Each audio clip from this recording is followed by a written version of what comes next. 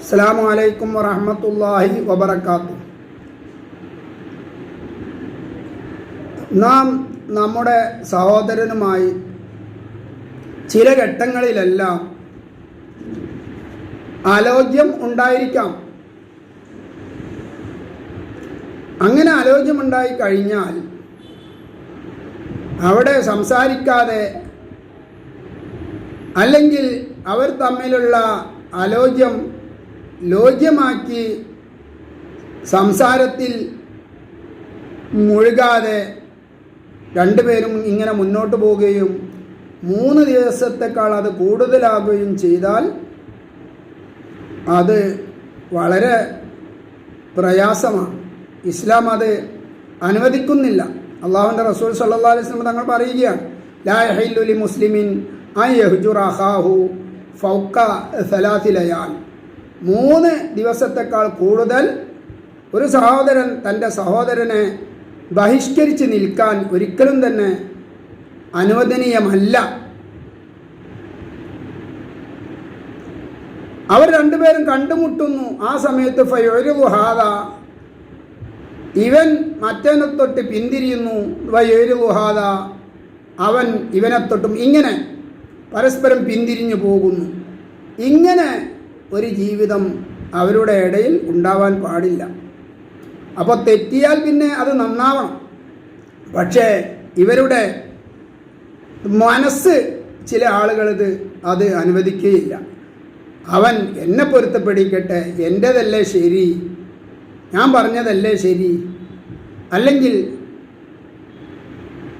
അവൻ എൻ്റെ കാര്യത്തിൽ പ്രവർത്തിച്ചത് തെറ്റാണല്ലോ, പിന്നെ ഞാൻ എന്തിന് അവൻ്റെ അടുക്കൽ പോയി ലോജ്യമാവണം എന്നൊക്കെ ചിന്തിക്കുന്ന ആളുകളുണ്ട്. അവർക്കെല്ലാം പാഠമാണ് അള്ളാഹുവിൻ്റെ റസൂൽ സ്വല്ലല്ലാഹു അലൈഹി വസല്ലം തങ്ങൾ ശേഷം പറയുന്ന വാക്ക്, വ ഖൈറുഹുമല്ലദീ യബ്ദഉ ബിസ്സലാം. അലോജ്യമായവർ ലോജ്യമാവാൻ വേണ്ടി അങ്ങോട്ട് പോയി ആരാണോ ആദ്യം തൻ്റെ സഹോദരനെ അസ്സലാമു അലൈക്കും എന്ന് പറഞ്ഞ് ലോജ്യം കൂടുന്നത് ആരാണോ അവനാണ് അവരിൽ വെച്ച് ഏറ്റവും ഉത്തമനെന്ന് അള്ളാഹുവിൻ്റെ റസൂൽ സ്വല്ലല്ലാഹു അലൈഹി വസല്ലം തങ്ങൾ പഠിപ്പിക്കുകയാണ്. ആയതുകൊണ്ട് എൻ്റെ സ്ഥാനം പോകുമല്ലോ, ഞാൻ അടിയറവ് പറയുകയല്ലോ, അങ്ങനെയുള്ള ഒരു മനുഷ്യനായി എന്നെ കണക്കാക്കപ്പെടുമല്ലോ അടിയറവ് പറഞ്ഞ ആളായി, ആയതുകൊണ്ട് ഞാൻ പോകുന്നില്ല എന്ന് ചിന്തിക്കാതെ ആദ്യം അങ്ങോട്ട് പോയി സലാം പറയുന്ന വ്യക്തി ആരാണോ അവനാണ് ഏറ്റവും ഉത്തമൻ എന്ന് അള്ളാഹുവിൻ്റെ റസൂൽ സല്ലല്ലാഹു അലൈഹി വസല്ലം തങ്ങൾ പഠിപ്പിക്കുകയാണ്.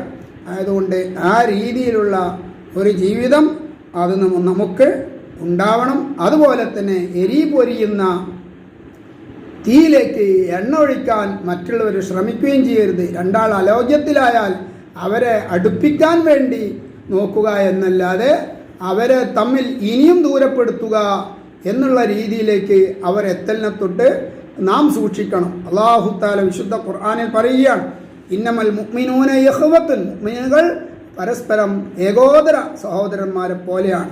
ആയതുകൊണ്ട് ഫഅസ്ലിഹു ബൈന അഖവൈക്കും, നിങ്ങളിൽ നിന്നുള്ള ഏതെങ്കിലും 2 സഹോദരന്മാരുടെ ഇടയിൽ ആലോചനയുണ്ടെങ്കിൽ ആ ആലോചന ഇല്ലാതെയാക്കി അവരെ ഒരുമയിലേക്കും നന്മയിലേക്കും ഐക്യത്തിലേക്കും അവരെ നാം കൊണ്ടുവരണം. അവരുടെ ഇടയിൽ സുൽഹ്, സന്ധി ഉണ്ടാക്കണമെന്ന് അള്ളാഹു വിശുദ്ധ ഖുർആനിൽ ഓർമ്മപ്പെടുത്തുകയാണ്. ആയതുകൊണ്ട് വിടവുണ്ടാക്കാതെ അടുപ്പിക്കുന്ന രീതി പ്രവർത്തിക്കുന്ന ആളുകളിൽ അള്ളാഹു നമ്മെ ഉൾപ്പെടുത്തുമാറാവട്ടെ. ആമീൻ.